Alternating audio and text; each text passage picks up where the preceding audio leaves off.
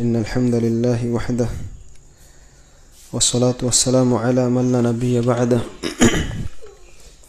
اللهم علمنا ما ينفعنا وانفعنا بما علمتنا وزدنا علما وأصلح لنا شأننا كله ولا تكلنا إلى أنفسنا طرفة عين الحمد لله যাবতীয় প্রশংসা একমাত্র আল্লাহ রাব্বুল আলামিনের জন্য। অতঃপর সালাত এবং সালাম নাজিল হক সর্বশ্রেষ্ঠ নবী এবং রাসূল মুহাম্মদ সাল্লাল্লাহু আলাইহি ওয়াসাল্লামের উপর। আল্লাহুম্মা সাল্লি ওয়া সাল্লিম আলাইহি। আমরা গতকালকে আলোচনা করছিলাম 34 নম্বর হাদিস, ফিতনা সম্পর্কিত হাদিস। 35 নম্বর হাদিস বলেছি, আজকে আবার একটু স্মরণ করাই। সহিহ বুখারীর বর্ণনা, ইবনে আমর রাদিয়াল্লাহু তাআলা আনহুমা থেকে বর্ণিত, তিনি বলেন, আমি রাসূলুল্লাহ সাল্লাল্লাহু আলাইহি সাল্লামকে বলতে শুনেছি, ইন্নাল্লাহা লা ইয়ানতাজিউল ইলম বা'দা আন আ'তাকুমুহু ইনতিজাআন, যে আল্লাহ তাআলা তোমাদেরকে জ্ঞান দেওয়ার পরে আবার তোমাদের অন্তর থেকে ছিনিয়ে নেবেন না।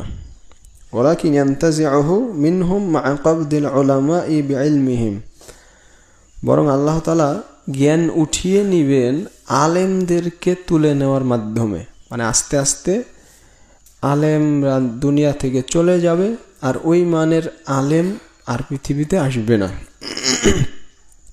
ফায়াবকা নাসুন জুহাল, তখন শুধু জাহেল অজ্ঞ মানুষরা অবশিষ্ট থাকবে। মানুষরা তাদের কাছে তখন ফতোয়া জিজ্ঞেস করবে, নেতা বানিয়ে নেবে জাহেলদেরকে, দিয়ে তাদের কাছে ফতোয়া জিজ্ঞেস করবে। ফায়ুফতুনা বিগাইরি ইলম, তখন তারা বিনা জ্ঞানে ফতোয়া দিবে। ফাদাল্লু ওয়া আদাল্লু, এর মাধ্যমে তারা নিজেরাও গুমরাহ হবে, অন্যকেও গুমরাহ করবে।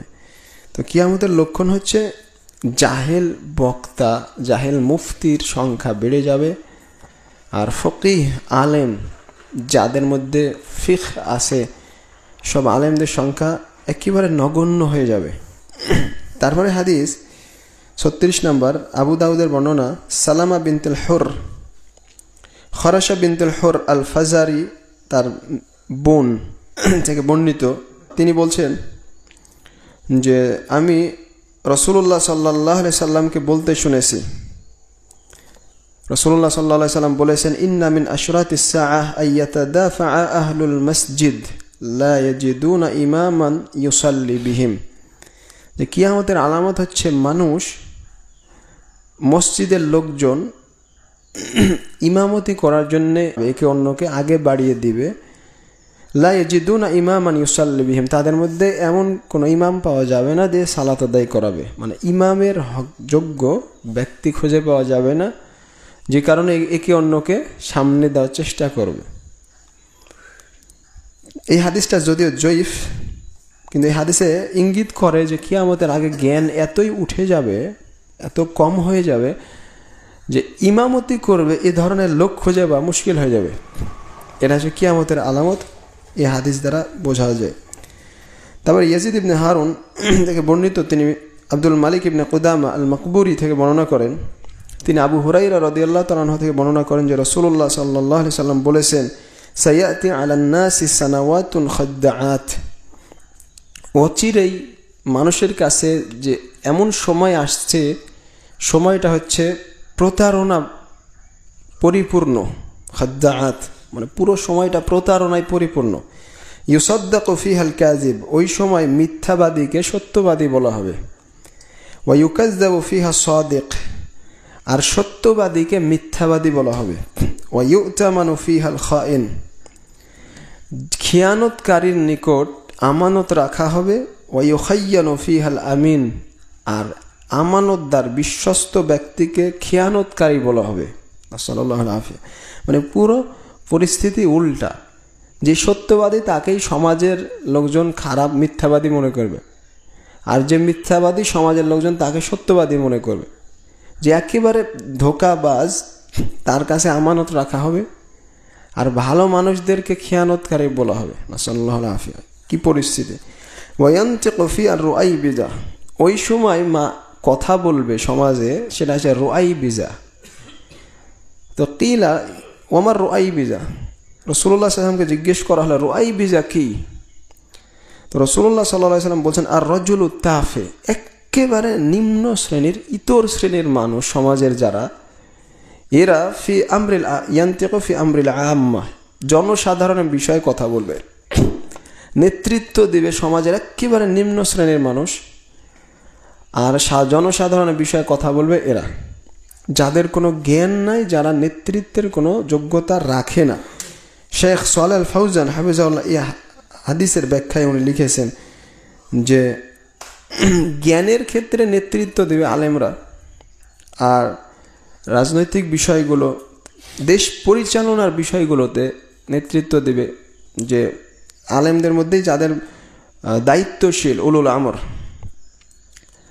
তারা এই বিষয়গুলো দেখাশোনা করবে। কিন্তু এমন একটা সময় চলে আসবে যখন সাধারণ মানুষ, একেবারে নিম্ন শ্রেণীর মানুষ ওগুলোতে স্থান দখল করে সাধারণ মানুষের বিষয়ে কথা বলবে। সুবহানাল্লাহ, এখন আপনি এই বিষয়টা স্পষ্ট দেখতে পাচ্ছেন।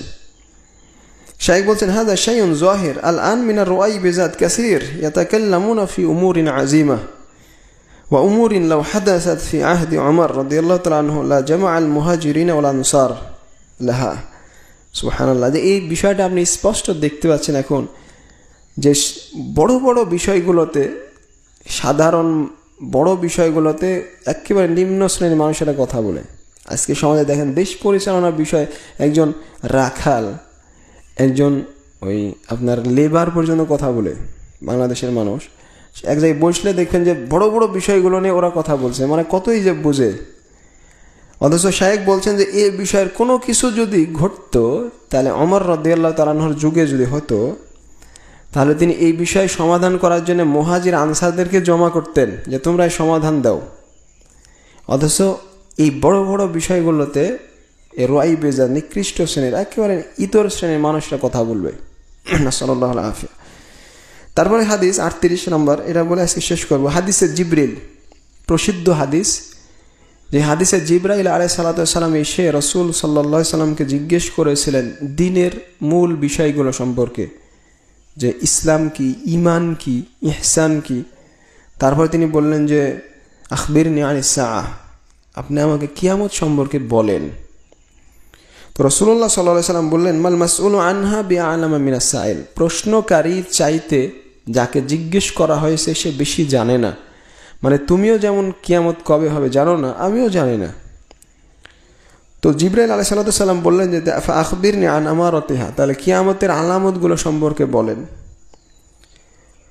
তখন রাসূলুল্লাহ সাল্লাল্লাহু আলাইহি সাল্লাম উত্তর দিলেন, আনতালিদাল আমাতু রাব্বাতাহা, যেদিন দাসী তার মনিবকে জন্ম দিবে। এর ব্যাখ্যা কি?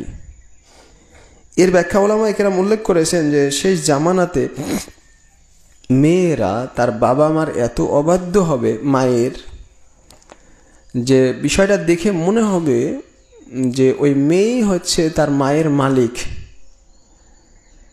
তাহলে মেয়ে হচ্ছে মালিক আর মা হচ্ছে কি দাসী। তাই রাসূলুল্লাহ সাল্লাল্লাহু আলাইহি ওয়াসাল্লাম এভাবে বলছেন, দাসী তার মনিবকে জন্ম দিবে। মানে কিয়ামতের আগে পিতামাতার অবাধ্য হওয়ার সংখ্যা বহু বেড়ে যাবে। এই একটা ব্যাখ্যা। আর আরেকটা ব্যাখ্যা হচ্ছে যে না, মুসলিমদের যুদ্ধ হয়ে ওই দাসী যে পাওয়া যাবে, সে যে সন্তান প্রসব করবে, বাবা হলো স্বাধীন আর মা হলো দাসী। যে সন্তান হবে সেটা তো তার বাপের দিকে সম্পৃক্ত করা হবে, তাহলে দাসী তার মনিবকে জন্ম দেবে। এটা যুদ্ধেও যে বেড়ে যাবে এটার দিকে ইঙ্গিত করা হচ্ছে। আল্লাহু আ'লাম বিসওয়াব। তারপরে রাসূলুল্লাহ সাল্লাল্লাহু আলাইহি ওয়াসাল্লাম বললেন, ওয়া আনতারাল হুফাতাল আওরাতাল আলাতা রিআ আশা ইয়াতাতাওয়ালুনা ফিল বুনিয়ান, যে তুমি দেখতে পাবে যে নগ্ন পায়ে, নগ্ন দেহে, যে একেবারে ছাগল চড়ানোর যে রাখাল, পায়ে জুতা স্যান্ডেল নাই, শরীরে কাপড় ছিল না কিছুদিন আগে, এরা বড় বড় প্রাসাদ নির্মাণের জন্য প্রতিযোগিতা করবে। যখন এটা দেখতে পাবে যে কিছুদিন আগে রাখাল ছিল, এখন প্রতিযোগিতা করছে, তখন বুঝতে পারবে যে কিয়ামতের আলামত চলে এসেছে। সহিহ মুসলিমের হাদিস। তো এই ছিল কিছু হাদিস। আল্লাহ আমাদের সবাইকে এগুলো বোঝার তৌফিক দান করুন। আল্লাহুম্মা আমিন। সুবহানাকাল্লাহুম্মা বিহামদিক, আশহাদু আল্লা ইলাহা ইল্লা আনতা আস্তাগফিরুকা ওয়া আতুবু ইলাইক। আসসালামু আলাইকুম ওয়া রাহমাতুল্লাহি ওয়া বারাকাতুহু।